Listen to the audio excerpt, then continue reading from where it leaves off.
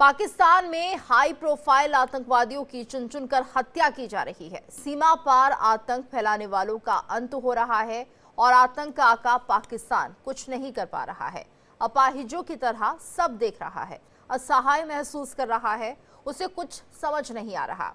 एक के बाद एक उसके पाले हुए आतंकी जहन्नुम पहुंच रहे हैं और इस सीरीज में लश्कर चीफ हाफिज सईद के राइट हैंड अबू कताल के बाद अज्ञात हमलावरों ने जमीयत उलेमाए इस्लाम के सीनियर लीडर मुफ्ती अब्दुल बाकी नूरजई को निशाना बनाया, जिससे वो भी जहन्नुम पहुंच गया।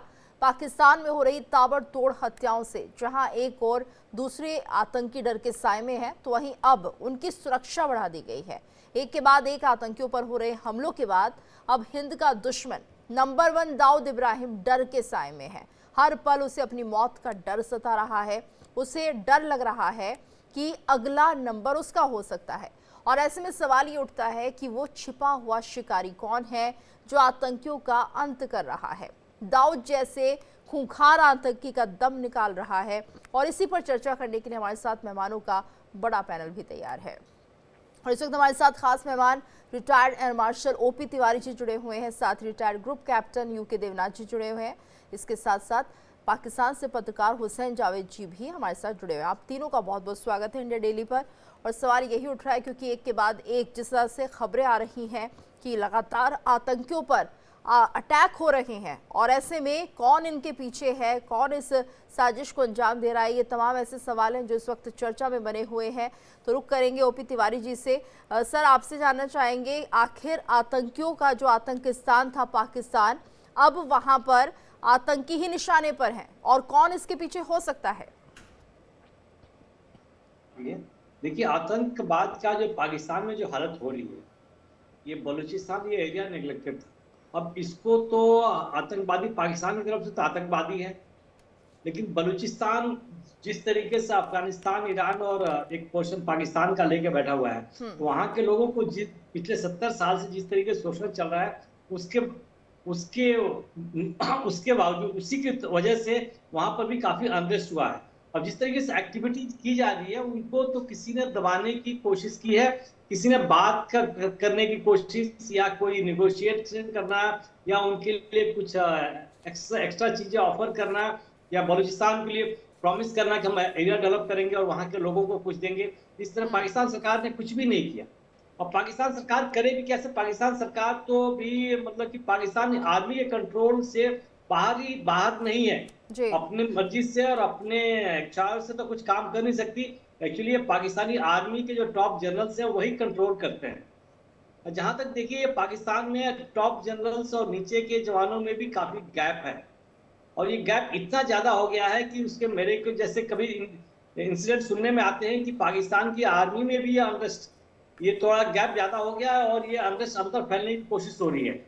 अब खासकर जो बलूचिस्तान के जो आर्मी वाले हैं या खैबर पख्तून के जो होंगे, वो तो किसी न किसी तरीके से रिएक्ट करेंगे और उनके ऊपर असर पड़ता ही है। और ये इन लोगों की इंटेलिजेंस, इन लोगों की जानकारी की वजह से ही हो सकता है कि बलूचिस्तान लिबरेशन आर्मी हो या खैबर पख्तून के तालिबान पाकिस्तान हो, इन सबों को इंफॉर्मेशन मिलने की वजह से ही, इनकी इंट की वजह से ही ये ज्यादा सक्सेसफुल हो रहे हैं और पाकिस्तान आर्मी को काफी सफर करना पड़ रहा है। अब ये वर्ल्ड से ये पाकिस्तान का, मैं तो ये नहीं कहूंगा पाकिस्तान को डायरेक्टली कि वो टेररिस्ट को पैदा करते हैं, बट विश्व के जितने मेन टेररिस्ट है सब पाकिस्तान में वो रह ही रहे हैं। अब क्यों रह रहे हैं वो पाकिस्तान को कह सकता है, डायरेक्टली मैं ब्लेम नहीं करूंगा, लेकिन क्यों रह रहा है उनको ही पता है। जहां तक पाकिस्तान पॉलिटिकल लीडरशिप का सवाल है, वो तो नहीं चाहेंगे, बिकॉज इसकी वजह से इनकी विश्व में काफी बदनामी होती है और एक गलत प्रभाव पड़ता है और लोग इनको हमेशा ही as a terrorist state consider करते हैं। लेकिन पाकिस्तान में 1956 के बाद से ही 1953 में कॉन्स्टिट्यूशन चालू हुआ था और 1956 के बाद से ही आर्मी का डायरेक्ट या इनडायरेक्ट कंट्रोल हमेशा रहा है। एक कंट्री की जो कंट्रोल है पॉलिटिकल लीडरशिप में हो या मिलिट्री लीडरशिप में, दोनों में काफी अंतर होता है। एक पॉलिटिकल लीडर जो होता है वहां के आवाम की, वहां देश की चिंता करता है, जबकि मिलिट्री लीडर जो होते हैं वो ट्रेनिंग करके एक पर्टिकुलर काम के लिए आते हैं। उनके हाथ में अगर बागडोर संभाल दो तो वो उनकी ईगो और इतनी बड़ी हो जाती है। और अब ये जरूरी हो गया है कि कारण और वजह भूल जाते हैं। जी, कारण और वजह क्या है इसके पीछे, अब ये जानना बहुत जरूरी हो गया है। और हमारे साथ यूके देवनाथ जी भी जुड़े हुए हैं। सर, आपसे भी समझना चाहेंगे, क्योंकि हम जिस तरह से बात कर रहे हैं, शायद अब जो आतंकी हैं वो खुद अब इस डर के साए में जी रहे हैं कि कहीं अगला नंबर उनका ना हो जाए। तो जी, सबसे बड़ी बात तो यह है कि पाकिस्तान में अब हर रोज ऐसी खबरें आने लगी हैं कि अननोन गनमैन, और एक दूसरा आता है कि मोटरसाइकिल बॉर्न गनमैन, यानी गनमैन जो जिसने किसी को भी गोली मारी वो पहचाना नहीं जाता। और दूसरा यह है कि जिसने गोली मारी वो ज्यादातर वारदात में ही मोटरसाइकिल पर आते हैं, गोली चला के चले जाते हैं। इससे मेरे ख्याल से पाकिस्तान के जो क्रिमिनल एलिमेंट हैं उनमें काफी दहशत छाई हुई है। मैं इस शब्द का बहुत केयरफुली इस्तेमाल कर रहा हूं, क्योंकि अभी हमारी बातचीत शुरू हुई है और शुरुआती दौर में मैं नहीं बोलना चाहूंगा कि पाकिस्तान में एंटी इंडियन जो एलिमेंट्स हैं, दहशतगर्द हैं, वो डरे हुए हैं। फिलहाल मैं ये मानकर चल रहा हूं कि ये ऐसे लोग पाकिस्तान में मारे जा रहे हैं जो कि या ड्रग डीलर्स हैं, या हथियारों की स्मगलिंग करते हैं, या ह्यूमन ट्रैफिकिंग कर रहे हैं, और इनकी इंटर गैंग राइवलरी में ये मारे जा रहे हैं। शुरुआत में मैं इतना ही दावा करूंगा जी। इस वक्त हमारे साथ हुसैन जावेद जी भी जुड़े हैं। हुसैन जी, क्योंकि ये लगातार अब चिंता की बात होगी शायद पाकिस्तान के लिए कि एक एक करके जितने भी लोगों को पनाह दी थी पाकिस्तान ने, वो कहीं ना कहीं ठिकाने लगते जा रहे हैं और खासतौर से उनका नाम आता है आतंकियों की लिस्ट में। अगर हम बात करते हैं नूरजई की, और नूरजई को भी एक तरह से कहिए कि जन्नत पहुंचा दिया गया है, तो क्या मानेंगे आप, क्या पाकिस्तान की सरकार इस वक्त विफल होती हुई दिख रही है ऐसे आतंकियों के सामने? देखिए, सबसे पहले तो आपका शुक्रिया कि आपने इनवाइट किया, और जो भी हमारे यहाँ पे पैनलिस्ट हैं उनको भी सलाम। बात सिंपल सी है कि ये पिछले 1 से 2 रोज से मैंने आपके मीडिया को फॉलो किया है। खासकर सबसे पहले तो उसमें खबर ये है कि हाफिज सईद को मौत के घाट उतार दिया गया। तो इसकी खैर हमारे जितने भी यहाँ पर सोर्सेज थे उनसे तो इस बात की कोई कंफर्मेशन मिल नहीं सकी, लेकिन बाद में मैंने खुद यही आपके मीडिया पे देखा कि असल में हाफिज सईद शायद बहुत जख्मी हो चुके हैं, वो पिंडी के अस्पताल में है, वो जिंदगी मौत की कशमकश के अंदर है। लेकिन बाद में ये खबर भी झूठी साबित हुई। हाफिज सईद के बारे में तो मैं आपको इतना बताऊं कि वो अभी जहां भी हैं वो बिल्कुल सेफ है, और वो उन पे ना कोई अटैक हुआ है, ये बात तो बिल्कुल क्लियर है। तो वो जितने भी दावे किए गए आज से 1 दिन पहले, 2 दिन पहले, वो बिल्कुल गलत थे, उनके पीछे कोई फैक्ट्स नहीं थे। एक और बात मैं आपसे इसमें यही कहूंगा कि फिर एक और बात भी मैंने आपके मीडिया पर तवातर से सुनी और आज फिर सुनी कि कोई अननोन लोग आते हैं, कोई मिस्ट्री मैन आता है और वो उन तमाम लोगों को मार जाता है। मतलब मेरे लिए समझने की बात जो इंटरेस्टिंग ये है कि जब इतनी एक्यूरेट इंफॉर्मेशन का दावा किया जाता है अक्सर कि जेलम के पास अटैक हुआ, इस तरह उनको मार दिया गया, वो कोर कमांडर से मिलके आ रहे थे, ये चीजें हुई नहीं है, लेकिन जो दावे किए जा रहे थे इंडियन मीडिया के ऊपर, तो इतना पता क्यों नहीं चल सका कि वो मिस्ट्री मैन कौन था, या ऐसे सारे मिस्ट्री मैन कौन है जो उस तरह के अटैक करते हैं? फिर तो इस तरह की इंफॉर्मेशन भी आपके पास होनी चाहिए थी। तो मैं समझता हूँ ये सब क्या सराइया है। हाँ, इससे बात मतलब इस बात से मैं इनकार नहीं करता कि डेथ्स हुई होंगी, लेकिन शायद उनके पीछे कोई जाती दुश्मनी होगी या इस तरह कुछ होगा। तो इस पे तो मैं इतना ही कहूंगा। बाकी मैं आपको बताऊं, अभी जब बिल्कुल शो स्टार्ट हुआ तो हमारे जो पहले पैनलिस्ट थे उन्होंने बीएलए के हवाले से बात की, बलूचिस्तान के हवाले से बात की। उसमें मैं यही ऐड करूंगा कि हमारे इल्म में है कि कौन उनका फैसिलिटेटर है, उनको हेल्प कहाँ से मिल रही है।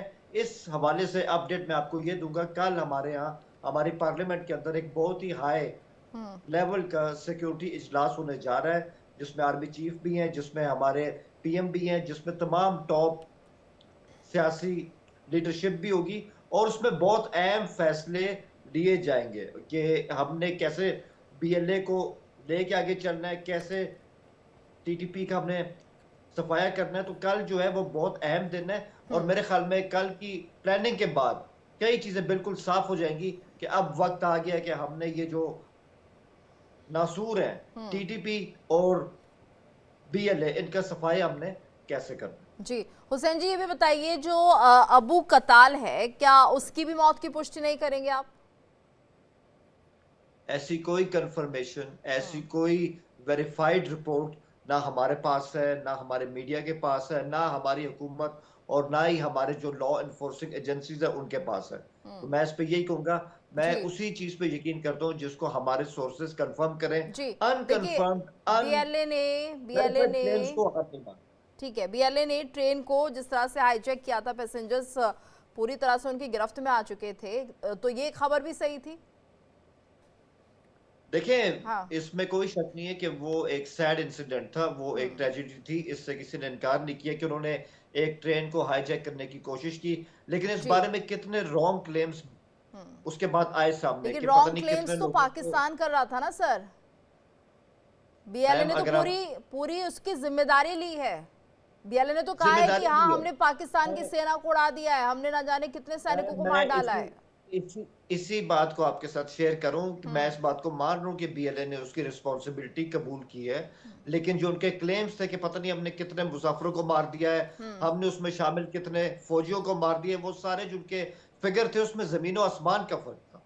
मैं सिर्फ ये बात करूं कि उनके क्लेम्स बिल्कुल गलत थे।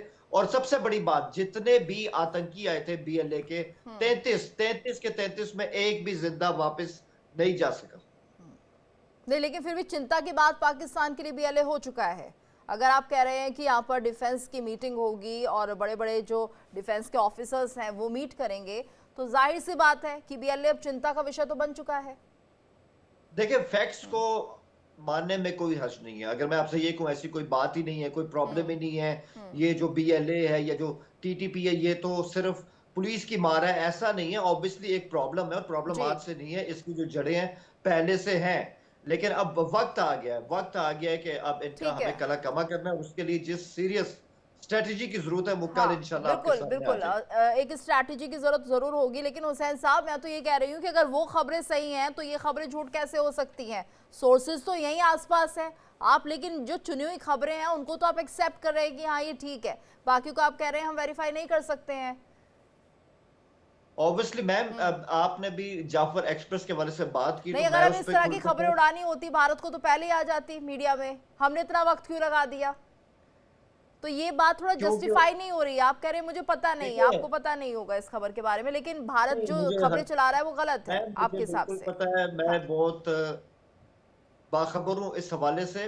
हमारे मीडिया की एक्सेस वहां तक हो चुकी है और जब हमारे आईएसपीआर के हेड और हमारे सूबे के सीएम ने आके प्रेस टॉक किया है तो हमारे पास पूरी जानकारी आ चुकी थी कि ग्राउंड पे एक्चुअल हुआ क्या है। तो हर चीज बिल्कुल वेरीफाइड है। ठीक है। तिवारी सर, क्या आप ये मानते हैं कि अब पाकिस्तान सिलेक्टिव हो गया है? उन्हें लग रहा है जो खबर उनके हिसाब से सही है वो उसे एक्सेप्ट कर रहे हैं, जो उन्हें लग रहा है कि हाँ इससे हमारी किरकिरी हो सकती है या हमारे लोग ही हमारे खिलाफ हो सकते हैं, उन खबरों को खंडन कर रहे हैं? ऐसा कुछ नहीं हुआ है वहां पर?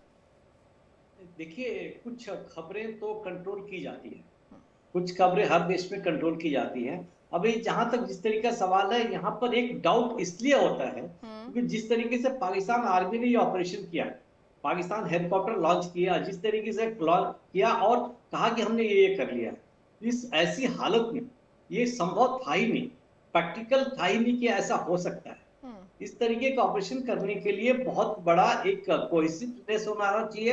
Air force, army, special forces, intelligence, सब कुछ का एक समावेश होता है, उसके बाद से अच्छा रिजल्ट हो सकता है। लेकिन जिस तरीके से पाकिस्तान आर्मी ने मीडिया में कहा कि हमने क्या किया, उसमें एक संदेह, क्वेश्चन मार्क अवश्य उठता है। अब जिस तरीके से वीडियो रिलीज किया बलूचिस्तान वालों ने, बलूचिस्तान लिबरेशन आर्मी ने और पाकिस्तान में, तो उसमें संदेह तो काफी बड़ा है क्योंकि दहशतगर्दी, इनके हिसाब से दहशतगर्दी या बलूचिस्तान लिबरेशन आर्मी के जो लोग हैं इतने खुले में ही नहीं बैठे थे कि जब चाहे आप हेलीकॉप्टर से इनको मार सकते थे। बिकॉज इन्होंने हाईजेक किया था, वो टेरेन समझा होगा, अपने पॉइंट्स बनाए होंगे, कहाँ छिपके रखे होंगे, कैसे पड़े हुए हैं, उनको बिना आसानी से मार देना कोई आसान काम नहीं था। बल्कि विश्व में जितने भी इस तरीके के ऑपरेशन हुए हैं ऐसे आसानी से किसी ने कुछ नहीं किया है।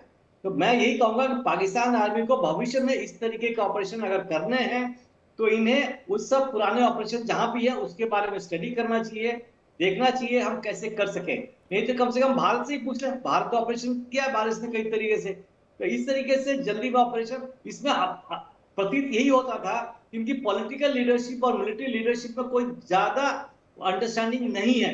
मैं तो ये भी कहूंगा बिल्कुल ही नहीं थी। अदरवाइज क्या करते, ये नेगोशिएशन भी शुरू करते, at the same time parallelly ये भी प्लान करते, तब जाके कुछ अच्छा रिजल्ट की उम्मीद की जा सकती थी। तो मैं जावेद साहब से सहमत हूँ, कुछ कहेंगे, लेकिन जिस तरीके से वहां पर कवर किया होगा, स्टेट में जो मीडिया में आया होगा न्यूज, वो तो वही कहेंगे। लेकिन मैं तो कोशिश इसलिए कर रहा हूँ, ये इसलिए कर रहा हूँ कि जिस तरीके से पाकिस्तान आर्मी ने एक्सप्लेन किया, मिलिट्री को बताया कि हमने ये किया वो किया, ये सब पॉसिबल नहीं है।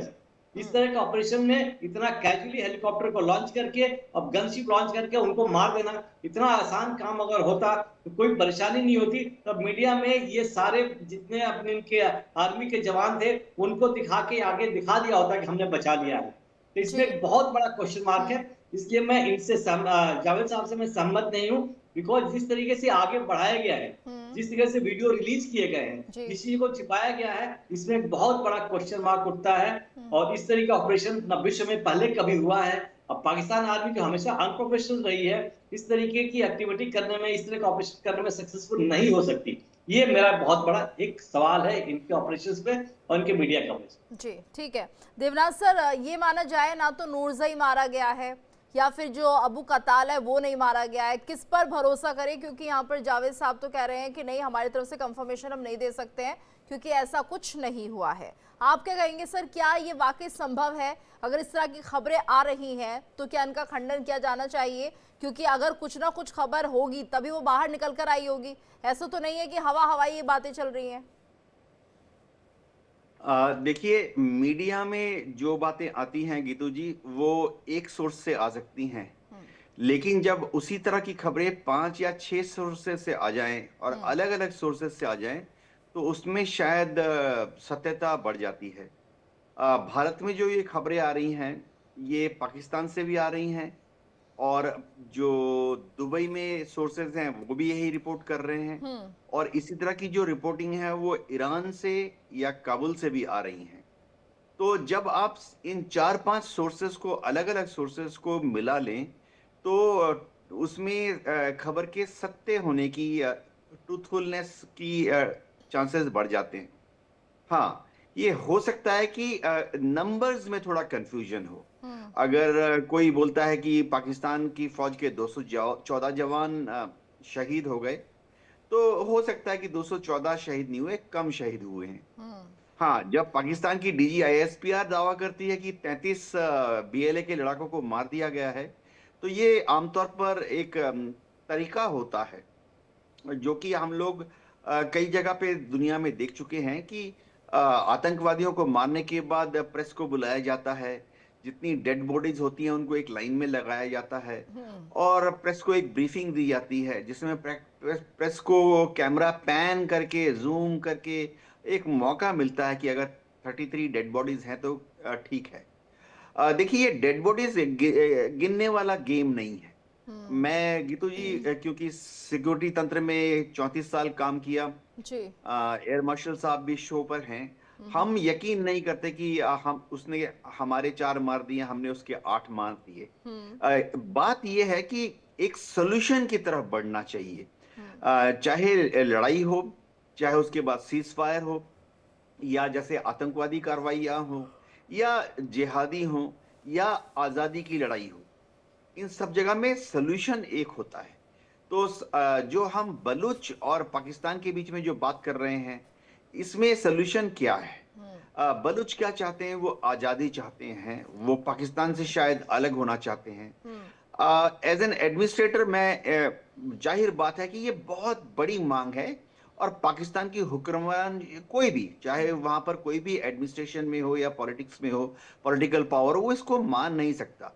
अगर किसी भी पाकिस्तान की सरकार ने, प्राइम मिनिस्टर ने या होम मिनिस्टर ने इस मांग को मान लिया कि बलूचिस्तान अलग हो जाए, तो फिर वो उसकी सरकार गिर जाएगी, पार्टी गिर जाएगी और मेरे ख्याल से उसके घर को भी लोग जाकर जला देंगे।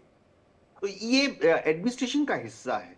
सॉल्यूशन ये है कि बलूच लिबरेशन आर्मी यानी बलूचिस्तान के लोग जो कुछ मांग कर रहे हैं उसमें से कुछ मांगों को मान लिया जाए।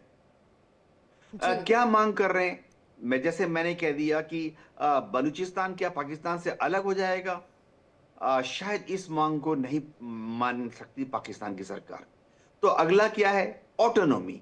हाँ, ये मॉडल दुनिया के काफी देशों में चल रहा है, जहां पर कि एक बड़ा देश होता है, उसके अंदर अलग अलग तरह के लोग रहते हैं। तो खास तौर से जो दूर दराज के लोग रहते हैं, या ट्राइबल्स होते हैं, उनको अपने हिसाब से जिंदा रहने दिया जाता है। ये मॉडल एक सोल्यूशन है बलूचिस्तान की प्रॉब्लम का। मैं हिंदुस्तान में हूं, पाकिस्तान हमारा ही हिस्सा था। मैं चाहता हूं कि पाकिस्तान में अमन हो, ताकि पाकिस्तान के लोग चैन की सांस लेकर फैक्ट्रियों में जाएं, अपने ऑफिसेस में जाएं। पाकिस्तान के जो यूथ हैं वो चैन की सांस लेके आराम से अपने कॉलेजों में पढ़ें।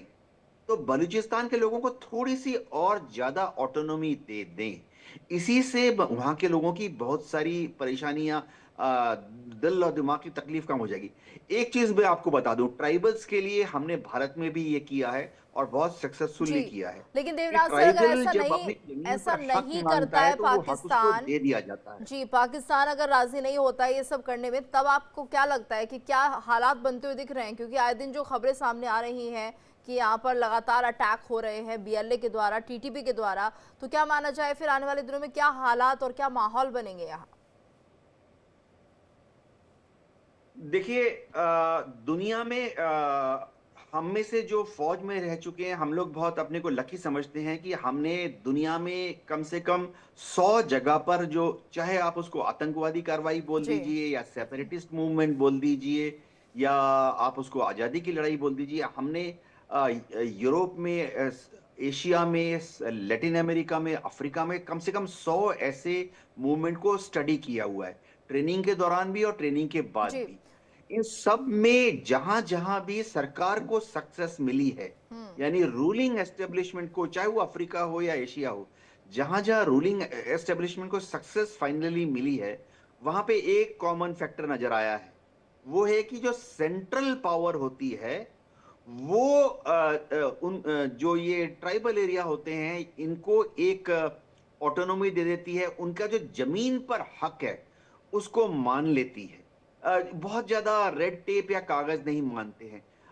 कई जगह पर ट्राइबल मूवमेंट जो हैं, आजादी की लड़ाई तुरंत ठंडी पड़ गई जैसे ही उनको बोला गया कि ठीक है, जमीन के नीचे सोना है तुम्हारा है, जमीन के नीचे लोहा है तुम्हारा है, तुम ही इन बिल्कुल, यानी कि बात करनी खानों की होगी खुदाई करो, और इससे पाकिस्तान को तुम्हें बहुत जो बारीकी से रेवेन्यू ध्यान मिलेगा रखना वो होगा, क्योंकि तुम्हारा। अब बीएलए की जो आर्मी है वो लगातार एक्टिव होती दिख रही है। हुसैन जावेद जी, आप लगातार कुछ कहने की कोशिश कर रहे हैं, लेकिन यहाँ पर सवाल यही है कि इतनी आसानी तो से शायद आप नहीं बलूचिस्तान को अलग उसको एक देश बनाने पे राजी हो जाएंगे, जाहिर सी बात है। तो क्या कुछ उसके लिए वार्ता का दौर चलेगा या नहीं?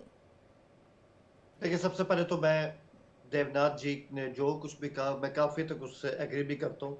हमेशा ऑब्जेक्टिव बात करते हैं और बिल्कुल वो चीज़ों को ठंडे दिमाग से उसका तज्जिया करते हैं। लेकिन मैं आपको ये बताऊं कि जब हम बात करते हैं बीएलए की, जब हम बात करते हैं बलूचिस्तान की, तो ये दोनों अलग चीज़ें हैं। बलोच अवाम का ताल्लुक बीएलए से नहीं है, ना बीएलए उनकी नुमाइंदगी करता है। और जो मैं आपको पहले कह चुका हूँ, मैं तो आपको एक दिन पहले की जो रिपोर्ट अभी से दे रहा हूँ, कल जो हमारा पार्लियामेंट का इजलास होगा उनमें यही होगा कि हमने इन सैवेजेस को छोड़ना नहीं। और जब मैं सैवेज जैसा हैवी वर्ड इस्तेमाल करता हूँ, तो ये उन तमाम नॉन स्टेट एक्टर्स के बारे में है, जिनको बीएलए कह लें, बीएनए कह लें, बीएलएफ कह लें, टीटीपी कह लें, इनके लिए कोई रियायत नहीं। ये किसी बात के मुस्तहिक नहीं, और ये जानवर हैं और ऐसे वैश्यों के साथ जो सुलूक होना चाहिए हम वही करेंगे। रहा सवाल बलोच अवाम का, तो वो हमारे साथ हैं। एक बात जो है वो बिल्कुल सही है जो देवनाथ जी ने कहा, और मैं भी उसको जाती तौर पर सही समझता हूँ। हमें जहाँ इनके खिलाफ ऑपरेशन करना है, वहाँ जो बलोच यूथ है उनको, हमें उनके साथ ज्यादा एंगेज होना पड़ेगा ताकि वो गुमराह ना हो जाए। It is as simple as that. और बीएलए जिस चीज पे इतना अकड़ है आज तक, उनके पीछे फॉरेन एड मौजूद है, एक खुफिया हाथ उनके पीछे, और वो खुफिया भी नहीं रहा, उनको अच्छी तरह जानते हैं। कल आपके सामने बहुत कुछ आने वाला है हमारे पार्लियामेंट के सिक्योरिटी इजलास के बाद। जी, तो आपको लगता है कि कोई सॉल्यूशन निकलेगा? जो जिस तरह से वारदातें हो रही हैं, घटनाएं हो रही हैं, इसका कोई सॉल्यूशन, हल निकलेगा कल? देखिए, मैं आपको बहुत ही, मतलब आई थिंक इससे ज्यादा मैं ओपनली कह नहीं सकता कि सोल्यूशन यही है कि जो स्टेट के खिलाफ है, जो आपकी फौज के खिलाफ है, जो हमारे कॉन्स्टिट्यूशन के खिलाफ है, उनसे बात नहीं हो सकती। व्यक्ति वो इस लायक नहीं है और उनकी तादाद ठीक है। बहुत कम है। कल आप देखिएगा हमारा जो एक वहाँ पे डिक्लेरेशन सामने आएगा, एक एक्शन प्लान सामने आएगा, वो हर चीज़ को वाज़ेह कर देगा और उनके साथ बातचीत की तो कोई बात ही नहीं होगी। जी, ठीक है। और तिवारी सर, हम लगातार इससे पहले भी जब चर्चा करते थे तो हम यही मुद्दा उठाते थे, बलूचिस्तान में जिस तरह की घटनाएं हो रही थी और शायद ये एक ऐसी कड़ी थी जो बहुत बड़ी और इम्पॉर्टेंट रही कि कहीं ना कहीं एक दिन ऐसा होगा कि जब बीएलए जो है वो इसी तरह से आक्रामक हो जाएगा, अटैक करेगा, चाहे आप उसमें अलग बलूचीज को अलग कर दीजिए, लेकिन यहाँ पर जो उनकी एक मांग है आज़ादी की वो इतनी ज़्यादा बढ़ जाएगी कि यहाँ पर पाकिस्तान सोचने पर मजबूर हो जाएगा। तो वैसा हो रहा है अब, जो कि पहले आकलन किया गया था। गीतू, आप जो बात कह रहे हैं मैं कुछ हद तक आपसे सहमत हूँ, क्योंकि बलूचिस्तान का एरिया देखिए, करीब नियरली 43 to 45% पाकिस्तान का जो एरिया है बलूचिस्तान का है। सारे रिसोर्सेज जो है 90% रिसोर्सेज जो है वो बलूचिस्तान में अवेलेबल है। जी। अब बलूचिस्तान का शोषण और एक्सप्लॉयटेशन पिछले 70 साल से हो रहा है। बलूचिस्तान के जो लोग हैं, अपने जावेद साहब सहमत हो ना हो, लेकिन बलूचिस्तान के जो लोग पाकिस्तानी आर्मी में हैं उनका भी ट्रीटमेंट उतना अच्छा नहीं है या इम्पार्शियल ट्रीटमेंट नहीं है जो कि पंजाब और सिंध के जवानों जैसा होता है। जी। इस तरीके से जो अनरेस्ट और जो अंदर की जो भावनाएं होगी तो वो वहां पर उनमें भी एक क्वेश्चन मार्क पैदा होगा। अब देखिए, जैसे मैं अंग्रेजों के साथ हिंदुस्तान में लड़ाई हो रही थी तो एक इंडियन नेवल म्यूटिनी हुई थी।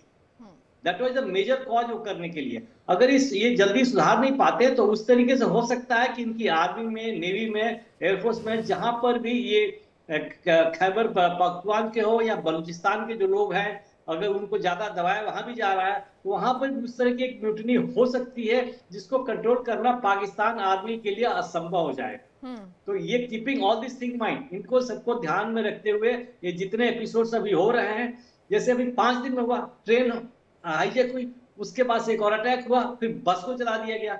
इतने सारे इंडिकेशंस के बाद भी अगर पाकिस्तान आर्मी नहीं जग रही है, पाकिस्तान आर्मी एडिक्वेट स्टेप नहीं ले पा रही है कि अपने जवानों को कैसे बचा सके, कुछ नहीं कर पा रही है, इस तरीके से जो काम हो रहा है, एक नॉर्मली एक टेररिस्ट एक्टिविटी होता है तो सब कुछ चेक में आ जाता है, एटलीस्ट कुछ लोग तक अवॉइड करते ही हैं, एवरीथिंग बिकम स्ट्रिक्ट।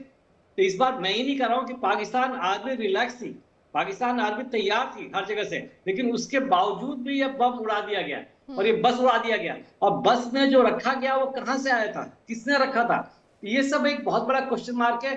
कीपिंग और सब कुछ को हम ध्यान में रखा जाए, सब कुछ को अगर हम इंटरप्रेट किया जाए तो मेरे ख्याल से समय दूर नहीं है जबकि बलूचिस्तान लिबरेशन आर्मी पख्तून और ईरान और अफगानिस्तान के हेल्प से इतनी पावरफुल हो जाएगी कि पाकिस्तान को उसको कंट्रोल करना नियरली असंभव हो जाएगा। और अगर एडिक्वेट स्टेप्स नहीं लिए गए, जो चाइना को उन्होंने रिसोर्सेज बेच दिया है और चाइना को दे दिया पाकिस्तान ने, अगर इनको उसके इनकम बलूचिस्तान को नहीं मिले, जैसे देवनाथ सर बता रहे थे, अगर नहीं शेयर किया जाएगा तो यह हर बार हर जवान, हर बलूचिस्तान के सारे लोग बाहर आएंगे और पाकिस्तान के लिए ऑलमोस्ट असंभव हो जाएगा। जी। पिछले कुछ दिनों के बाद हम सोच रहे थे, एक वीडियो भी आया था जो कि बलूचिस्तान के बच्चों को लेकर गायब कर दिया जा रहा है। तो ये सब एक सेंटिमेंट्स डेवलप करता है, एंटी पाकिस्तान सेंटिमेंट्स एक डेवलप करता है, और ये सेंटिमेंट्स हर गांव में, हर कस्बे में, इवन ऑल बलूचीज में, हर बलूचीज में, हर वहां के जो रहने वाले लोग हैं सबके दिमाग में बैठेगी और एक बहुत बड़ा मोमेंट होगा। और इसको अगर सही समय पर और सही तरीके से पॉलिटिकल इंटरफेरेंस से मिलिट्री लीडरशिप को साइड ट्रैक करके, तब तक जब तक नहीं होगा तब तक ये पाकिस्तान को, बलूचिस्तान को कंट्रोल रखने में लिए और अपने पास रखने के लिए नियरली असंभव। जी बिल्कुल। देवनाथ सर, यहाँ पर क्योंकि जिस तरह से पहले ये बात भी सामने आ रही थी कि जो आर्मी में ऑफिशियल्स हैं, जो हायर ऑफिशियल्स हैं, वो कहीं ना कहीं जो नीचे जवान हैं उनके साथ भेदभाव करते हैं, वो भी एक अनरेस्ट का कारण था आर्मी के अंदर ही। और बहुत सारी ऐसी बातें हैं जो कि यहाँ पर निकलकर सामने आ रही थी कि जो ये भेदभाव होता है, जो ऊपर के अफसर्स होते हैं, ऑफिसर्स होते हैं, वो लगातार कहीं ना कहीं इस वजह से भी निशाने पर हैं और एक तरह से टूट है इस आर्मी में, जिसके चलते एकजुटता की भी कमी है और यहाँ पर बलूचिस्तान को टैकल भी नहीं किया जा रहा है। गीतू जी, दुनिया में जितनी भी आर्मी हैं, खासतौर से एशिया में जो आर्मी हैं या अभी साउथ एशिया में, हिंदुस्तान पाकिस्तान, बांग्लादेश, हम सब की आर्मी का एक कॉमन तरीका है ऑपरेट करने का, जो कि हमें अंग्रेजों ने सिखाया था। और कोशिश की जाती है कि अफसर और जवान आपस में मिलजुल कर रहें। ऑफिसर्स को भी ट्रेनिंग के दौरान ये सिखाया जाता है कि आपकी ताकत आपके जवान हैं। और इसी तरह से जवानों को भी ट्रेनिंग के वक्त सिखाया जाता है कि आप अगर लड़ाई में जीतेंगे तो उसमें आपकी बहादुरी और अफसर का दिमाग आपको युद्ध जिताएगी। पाकिस्तान की आर्मी जो है अभी जमीन पर बहुत खिंच गई है, अंग्रेजी में शब्द स्ट्रेच्ड हो गई है। देखिए, इतना बड़ा बलूचिस्तान है, और सब जगह पे आर्मी को अपनी प्रेजेंस रखना इम्पॉसिबल है। वहां पर जहां पर भी फ्रंटियर को डिप्लॉय है, वो भी परेशान है, क्योंकि अब ये नहीं है कि 1 2 साल 3 साल से लड़ाई आ रही है, ये लड़ाई दशकों से आ रही है। ये तो, ये मैं जहां पर भी टेलीफोन टीवी डिबेट में गया हूं, मैंने एक जगह सब जगह पर यही बोला है कि आप अंग्रेजों को देखिए, वेस्टर्न पावर्स को देखिए, गोरी चमड़ी को देखिए, जहां जहां दुनिया में तेल निकलता है, जमीन के नीचे से कच्चा तेल निकलता है, उन्होंने उनके साथ किस तरह से दोस्ती रखी हुई है। आप अरब मुल्क में चले जाइए, जमीन के नीचे से कच्चा तेल निकलता है। अंग्रेजों ने क्या किया, यूरोपियंस ने क्या किया कि जो कच्चा तेल उनकी जमीन के नीचे से निकल रहा है, उसका मालिकाना हक उन्होंने वहीं के जो अमीर थे, वहीं के जो प्रिंस थे, किंग्स थे, उनको दे दिया। अंग्रेजों ने कभी नहीं कोशिश की कि उनसे सब कुछ छीन लिया जाए और उनको झोपड़ियों में बेच दिया जाए। तो ये एक मॉडल है जिसके बस पर दुनिया के कई देश सक्सेसफुल हैं। अगर हम सोचते हैं कि बलूचिस्तान के लोगों को अपनी जमीन प्यारी है, हक है, उनकी पुश्तैनी जमीन है। अगर हम सोचते हैं कि बलूचिस्तान में कोयला, क्रोमाइट, कॉपर है, गोल्ड है, आयरन है, संगमरमर दुनिया का बेहतरीन वहां पैदा होता है, तो वहां के लोगों को हक दीजिए, मालिकाना हक दीजिए। और फिर पाकिस्तान के लोग जाके उनको मदद कर सकते हैं, टेक्निकल हेल्प दे सकते हैं, फाइनेंशियल हेल्प दे सकते हैं, मशीनें ले जा सकते हैं वहां पर इन माइंस में काम करने के लिए। लेकिन इसके ऊपर जो मालिकाना हक है, वो वहां के लोकल लोगों को दे दीजिए। हम देख रहे हैं आज एक अमेरिकन लोग आते हैं, अंग्रेज लोग, फ्रेंच लोग आते हैं अबू धाबी में, और शेख साहब से और अमीर से हाथ मिलाते हैं। क्यों? क्योंकि आज से 100 साल पहले, 200 साल पहले, 50 साल पहले उन शेख साहब को और अमीर साहब को बेदखल नहीं किया वहां से। ये नहीं कहा कि तुम जाके ऊंट के पास रहो, अपने तंबू में रहो। उन्होंने कहा, शेख साहब, अमीर साहब, ये जमीन आपकी है, पुश्तैनी जमीन है, और हमेशा से आपके बच्चों के और आपके बच्चों के बच्चों की रहेगी। इसके नीचे से तेल जो निकलेगा उसके लिए technical support, financial support, capital machinery सब वेस्टर्न कंट्रीज देती हैं। लेकिन मालिकाना हक और जो उसका फायदा है, फायदे का काफी बड़ा हिस्सा शेख साहब को, अमीर साहब को जाता है। ये मॉडल अंग्रेजों, सफेद चमड़ी वालों ने दुनिया में कई जगह सक्सेसफुली एम्प्लॉय किया है। भारत में भी उन्होंने किया है, बहुत ही सक्सेसफुली किया है। हमने तो मैं जी जी जी, बोलिए बोलिए देवनाथ सर। हाँ, देखिए, हमने तो कभी भी पाकिस्तान को ज्ञान देने की कोशिश नहीं की, लेकिन आपके चैनल के थ्रू थ्रू मैं पाकिस्तान के जो हुक्मरान हैं उनसे मेरी एक ही ख्वाहिश है कि आप बलूचिस्तान के जो लोग हैं उनको वहशी मत समझिए, जानवर मत समझिए। अगर आप गाय के ऊपर भी एक पत्थर मारोगे तो गाय भी आपको सींग मारेगी। उसका मतलब नहीं है कि आप गाय को गोली मार दो। पुचकार कर दूध निकालना पड़ता है। गाय के सामने बछड़ा रखते हैं, थन पर पानी फेंकते हैं, पुचकार कर दूध निकालना पड़ता है। तो यही दिल से आनी चाहिए ये भावना। जी इस्लामाबाद, रावलपिंडी में वो पता नहीं, मेरे ख्याल से हर चीज का सॉल्यूशन हथियार से निकालते हैं। मेरे ख्याल से कल अब जब जावेद भाई बोल रहे हैं कि कल बहुत बड़ी मीटिंग है, जी मेरे को मालूम है कि आईएसआई और आर्मी ने क्या बोलना है। भाई, एयरफोर्स जाके बम गिरा देगी, हम वहां टैंक भेज देंगे, लॉन्ग रेंज आर्टिलरी से बमबारी कर देंगे, ड्रोन से उनके ऊपर फायरिंग कर देंगे। ये सॉल्यूशन नहीं है। जी जी हुसैन साहब, क्या कहेंगे? सॉल्यूशन तो ढूंढना पड़ेगा ना, अगर ये समस्या इतनी बड़ी है, दशकों से चली आ रही है, तो सॉल्यूशन क्या इसका लड़ाई है, जंग है, ये मानते हैं आप? देखिए, सबसे पहली बात तो ये कि जब हम बलूचिस्तान की बात कर रहे होते हैं और फिर हम उस पर इस तरह भी बात करते हैं कि पाकिस्तान को चाहिए कि उनके साथ ये करें, तो वो भी पाकिस्तानी है, पाकिस्तानी हम भी। बलूचिस्तान पाकिस्तान है और पाकिस्तान बलूचिस्तान है। पहले तो ये बात क्लियर कर लें, ये दो अलग एंटिटीज नहीं है। और रही बात इसकी कि मैंने जिनको सैविज किया, तो ये मैं पहले क्लियर कर चुका हूँ। हम कोई सारे सूबे के लोगों को ऐसा नहीं कह रहे। उसमें से चंद जो बैंड आउटफिट बीएलए के लोग हैं, जिनकी स्ट्रेंथ बहुत ही कम है, हम उनके बारे में इस जी। तरह की बात तो कर रहे हैं। बीएलए चाहता क्या है आपसे? बीएलए हमसे क्या चाहता है? ये बताइए ना, बीएलए का क्या, उनका तो रीजन यही है ना कि सीपैक का आपने कैसे समझौता कर दिया, आपको आवाज आ रही? कैसे जो वहाँ के खनिज हैं वो जो पाकिस्तान है वो अपने लिए इस्तेमाल कर रहा है, जो यहाँ के बच्चे हैं उनकी पढ़ाई लिखाई का क्या, जो यहाँ के यूथ है उनके रोजगार का क्या। सवाल तो ये उठाए जा रहे हैं, वहाँ का रिप्रेजेंटेटिव नहीं होता पाकिस्तान की पार्लियामेंट में, तो क्या मानेंगे इन सब चीजों को लेकर? देखिए, उनका रिप्रेजेंटेटिव कौन है, बीएलए कौन है? क्या वो कोई सियासी जुमात है? वो बीएलए है तो कौन? बाद में मुझे आप बना बताएं ना, जिनको बीएलए बाद में बना। मैं जी अगर आप मुझे बात कंप्लीट करने दें तो आप भी समझ जाएंगी। इसलिए जी मैं आपको कह रहा हूँ कि बीएलए को हमने, हमारी स्टेट ने और हमारी हुकूमत ने कुछ ऐसी ऑर्गेनाइजेशन के ऊपर टैग लगाया कि ये बैंड है। अब वो बैंड क्यों है? बिकॉज वो हमारे कॉन्स्टिट्यूशन के खिलाफ जा रही हैं, वो हमारे आर्मी के ऊपर अटैक करते हैं, वो स्टेट की रिट को चैलेंज करते हैं। हाँ, अगर आपने बात करनी है, आपकी कोई डिमांड्स है, तो उसके बहुत जायज किस्म के और वाजिब किस्म के फोरम होते हैं जहां आप अपनी बात कर सकते हैं। बंदूक उठा के आप स्टेट को आंखें नहीं दिखा सकते, ये कोई बात करने का तरीका नहीं है। क्योंकि इंडिया के अंदर नक्सल्स ने जब हथियार उठाए हैं, तो क्या आपको उनका ये अंदाज अच्छा लग रहा है? नहीं, आपको भी नहीं लगेगा, क्योंकि वो स्टेट के खिलाफ जाते हैं, स्टेट की रिट के खिलाफ जाते हैं। तो ऐसा ही इधर है, उन तमाम लोगों से बात होती है जो कि सियासी अंदाज से बात करना चाहते हैं। और अभी सर ने एक बात की थी कि जहां से आपका मतलब इतना ज्यादा मिनरल निकलता है, गैस निकलती है, तो उनको उनकी मलकियत दें।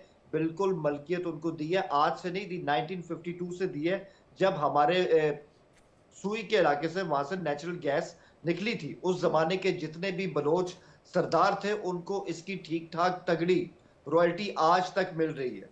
ये अलग बात है कि वक्त के साथ वहां का जो सरदारी सिस्टम था वो अब कमजोर हो चुका है, और वहां पर जो बलोच मिडिल क्लास है वो अब उनसे ज्यादा ऊपर आ गई है। ये जो वहां के ट्राइबल लॉर्ड्स थे, इनका अब उन पे कोई असर नहीं रहा। तो हालात चेंज भी हुए हैं। सही तरह अगर फैक्ट्स को देखा जाए तो बातें बिल्कुल ऐसी हैं। और मैं दोबारा कहूंगा, बलूचिस्तान पाकिस्तान है और वो हमारे अंदर है, लेकिन जो लोग स्टेट की रिट को चैलेंज करेंगे उनके लिए कोई माफी नहीं है। क्योंकि हमें पता है ये सब कुछ बलूचिस्तान के अंदर से नहीं हो रहा, इसके डंडे अफगानिस्तान से मिल रहे हैं। तो अब हमारे सब्र का पैमाना बिल्कुल खत्म हो चुका है। और अब देखिएगा कि हम इनके जितने भी सेफ हेवन्स हैं, चाहे वो हमारी सरहद के अंदर है, चाहे वो अफगानिस्तान में, उन तक अब हमारी पहुंच होने वाली। जी ओपी सर, क्या कहेंगे कि ये जो पूरा मामला चल रहा है, अगर बीएलए को भी यहाँ पर किस तरह से ट्रीटमेंट अगर मिलता है, देखिए अगर उनका भी यहाँ पर विरोध किया जाएगा या उनको भी उड़ाया जाएगा, जो भी उनके साथ ऐसा कुछ किया जाएगा, तो आपको लग रहा है कि ये जो आंदोलन है बीएलए का वो खत्म हो जाएगा? बीएलए का आंदोलन इतनी आसानी से जावेद साहब बता रहे थे नहीं खत्म हो सकता। बिकॉज जिस तरीके के झूठ मतलब वो उम्मीद कर रहे हैं, वो पाकिस्तान आर्मी कभी भी नहीं चाहेगी देने के लिए। तो ये तो बिल्कुल असंभव है। ये प्रोसेस बहुत ग्रेजुअल शुरू हो जाना चाहिए था, लेकिन अभी जिस स्टेज पर ये लोग पहुंच चुके हैं, वहां से वापस लौटना बहुत मुश्किल है।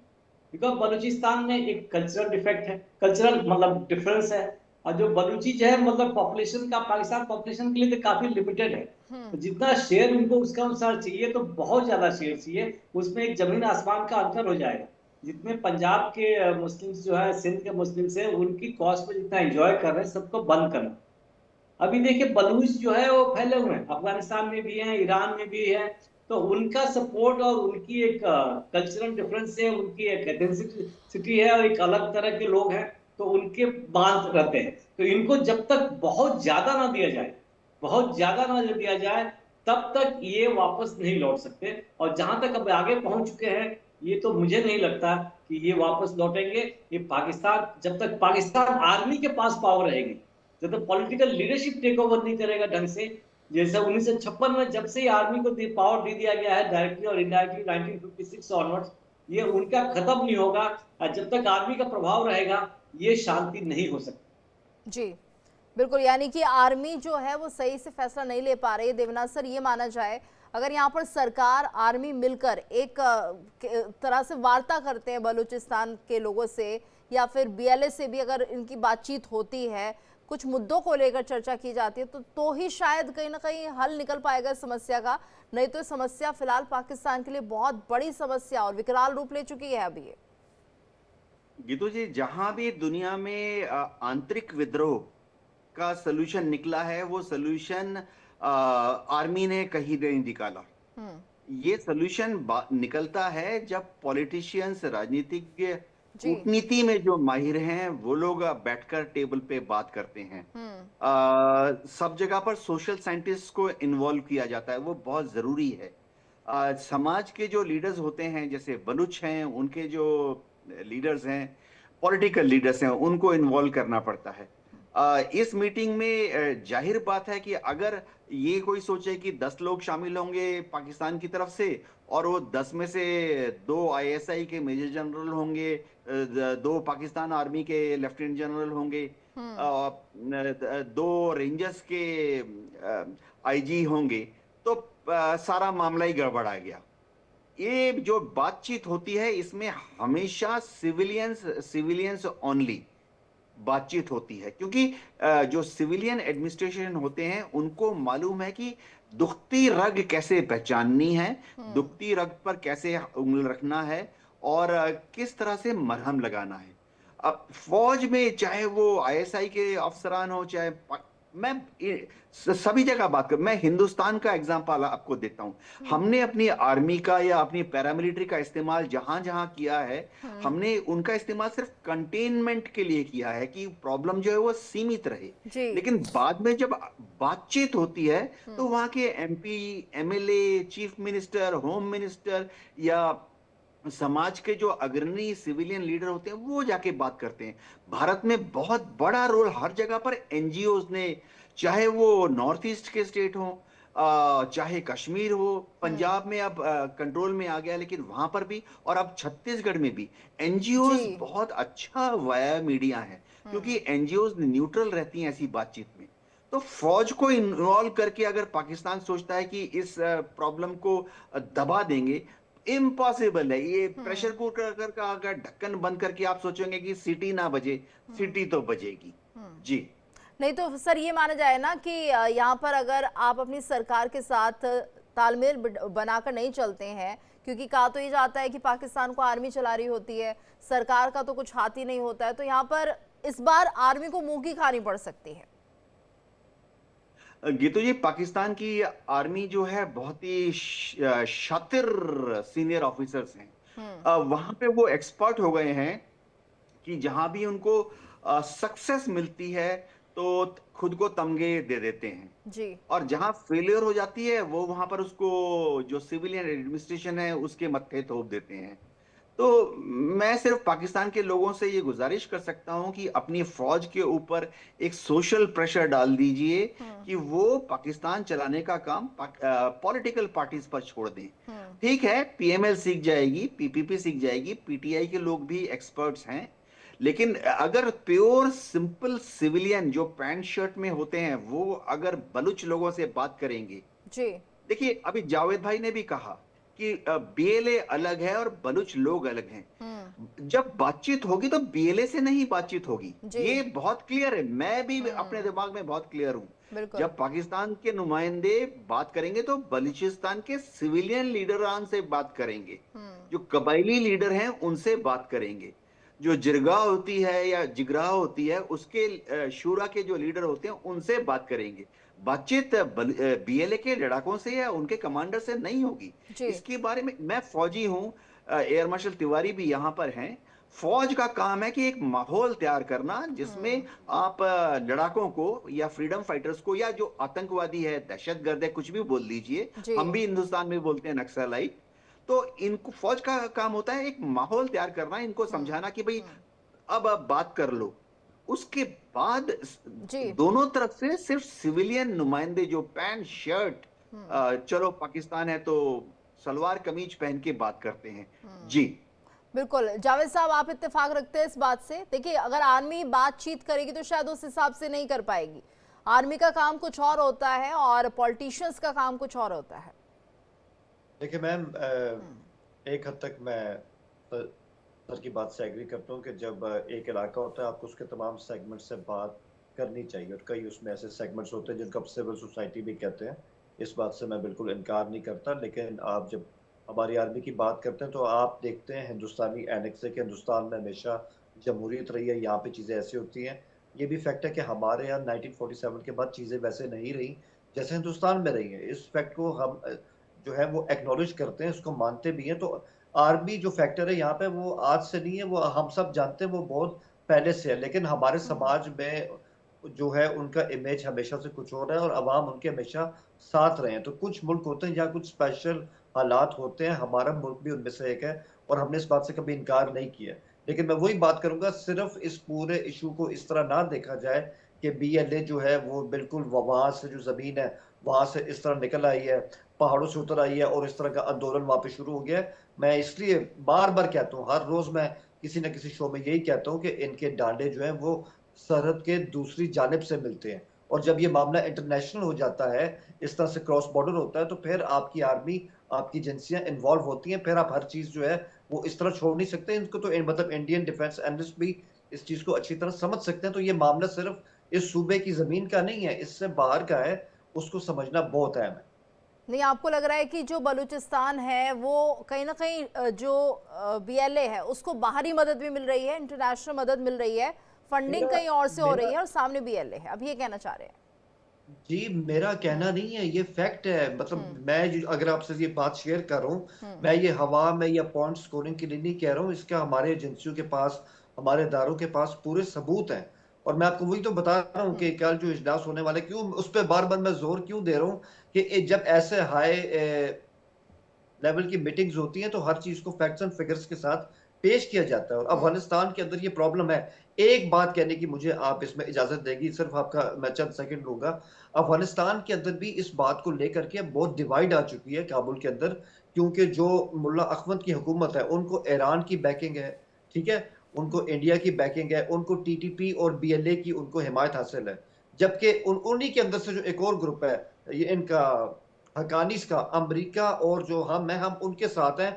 और जो इससे पहले जिन्होंने अफगानिस्तान पर हुकूमत की थी, नॉर्दर्न अलायंस, जिसके इंडिया के साथ भी बहुत अच्छे ताल्लुकात रहे थे, वो भी हकानीस के साथ इत्तेहाद कर सकते हैं। तो काबुल के अंदर बहुत ज्यादा रिफ्ट है कि इस सूरत हाल को हम इस तरह लेके चल नहीं सकते हैं। तो हकायक जो है वो बहुत तेजी के साथ तब्दील हो रहे हैं। जी, लेकिन आप इस बात को भी मानते हैं कि जब देखिए तालिबान की भी आप मदद करते हैं, टीटीपी को आप अपने यहाँ रहने की पूरी इजाज़त दे देते हैं, उस वक्त उनके खिलाफ कोई कार्रवाई नहीं होती, आप उन्हें अपना समझते हैं और अब हालात ऐसे हो गए हैं? देखिए मैडम, मैं बहुत ही ईमानदारी के साथ आपके सामने एक बात रखता हूँ। जो आपने सवाल किया ना कि 2014 से पहले हमारे समाज में ये डिवाइड बिल्कुल थी कि हम्म, कुछ तालिबान ऐसे होते हैं जो कि गुड होते हैं, कुछ बैड होते हैं। कुछ कह रहे थे कि इनको यहाँ पे सेटल होने दें, समाज के जो हमारा धारा है उसमें इनको शामिल करें, ये ठीक हो जाएंगे। हम्म, जबकि कुछ एलिमेंट्स थे, वो ये उनका बयान था कि ये कभी ठीक नहीं हो सकते, हमें इनको समाज में दाखिल नहीं करना चाहिए, ये सिर्फ गोली की जुबान समझते हैं। हम्म, एपीएस 2014 का जो हमारा एक यहाँ पे आपको पता है कि स्कूल के अंदर ट्रेजिडी हुई थी, और इंडिया जी, ने भी जो आपके अवाम है उन्होंने भी बहुत सिंपैथी दिखाई थी उसके हवाले से। हम्म, ये मतलब ये बात फैक्ट है। तो वो जो इंसिडेंट था ना, उसके बाद एक वेकअप कॉल थी कि नहीं यार, ये इस काबिल नहीं है कि इनसे बात की जाए। हम्म, और देखें उसको कितना अरसा हो गया। आज जब जाफर एक्सप्रेस का दोबारा इंसिडेंट हुआ है, बिल्कुल फ्रेश है, क्या हम्म, इसके बाद किसी और चीज की गुंजाइश रह जाती है? तो मैं समझता हूँ जो हमारे एलिमेंट्स थे, जो इनके साथ बातचीत करने की बात करते थे, समाज के अंदर इनको पेनिट्रेट करने की बात करते थे, आज उनकी भी ओपिनियन चेंज हो रही है। जी, ठीक है। यहाँ पर ओपी तिवारी सर, लेकिन काफ़ी देर हो गई है, ये जो फैसला लिया जा रहा है इसको लेने में काफ़ी देर हो गई है। अब जो पाकिस्तान की आवाम है वो भुगत रही है।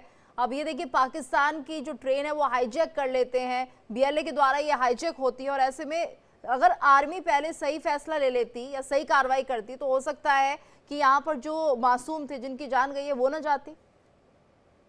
ये अगर सही टाइम पर हम्म, पाकिस्तान आर्मी रिएक्ट करती तो वो जवान बचे जा सकते थे। इवन हाईजैक के बाद भी अगर नेगोशिएशन हुआ होता, इनके लोगों को लौटा दिया होता, तो ये 256 पूरे ही सही सलामत वापस आ गए। हम्म, अब जावेद साहब बताएंगे कितने वापस आए हैं, कितने मारे गए, इसका कहना तो मुश्किल है, बिकॉज दोनों पक्ष के अलग अलग दावे हैं।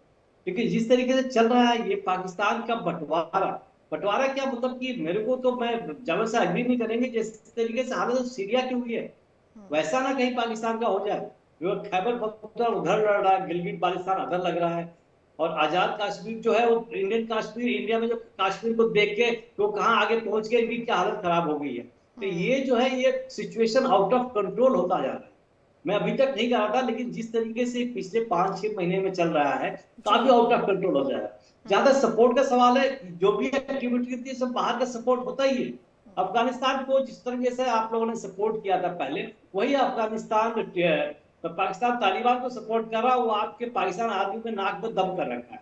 बलूचिस्तान ने सपोर्ट जैसा आप कर रहे थे ईरान और अफगानिस्तान से है जी। Even you should not be surprise कि चाइना भी सपोर्ट कर रहा हो, बिकॉज अगर चाइना डायरेक्टली बलूचिस्तान से लीड करेगा तो हो सकता है उसको कम पैसे देने पड़े। तो इसमें किसका क्या रोल है ये कहना बहुत असंभव है कि चाइना हमेशा एक फायदे की गिनता है। मैं एक्चुअली मेन लाइन से थोड़ा अलग हटने की कोशिश कर रहा हूँ, because 43 to 45% of Pakistan reach Balochistan है, बिल्कुल, और 80 to 85% रिसोर्सेज भी बलूचिस्तान में ही है। और बलूचिस्तान से ही चाइना का इंटरेस्ट है, वो रोड जो बनाया हुआ है और जो पोर्ट बनाने की कोशिश करेगा। इसमें क्या है, अंदरूनी क्या है, इन लोगों को समझ बिल्कुल, यानी बहुत सारे पेच हैं। अभी ये जो हालात बने हुए हैं ये लगातार पेचीदे होते हुए दिख रहे हैं, और यहाँ पर जरूरत है कि पाकिस्तान की सरकार और आर्मी दोनों एक कोऑर्डिनेशन के साथ काम करे, जिससे कि उनकी जो समस्या है वो सुलझ पाए। और हालांकि अभी फिलहाल समय इतना ही। आप सभी का धन्यवाद मैं करना चाहूंगी, बहुत बहुत शुक्रिया आपका हमारे साथ इस चर्चा में जुड़ने के लिए। और इसी के साथ इस खास पेशकश में इतना ही, लेकिन देश और दुनिया की बाकी खबरों से अपडेट रहने के लिए आप लॉग इन कर सकते हैं हमारी वेबसाइट www.thendaily.com पर।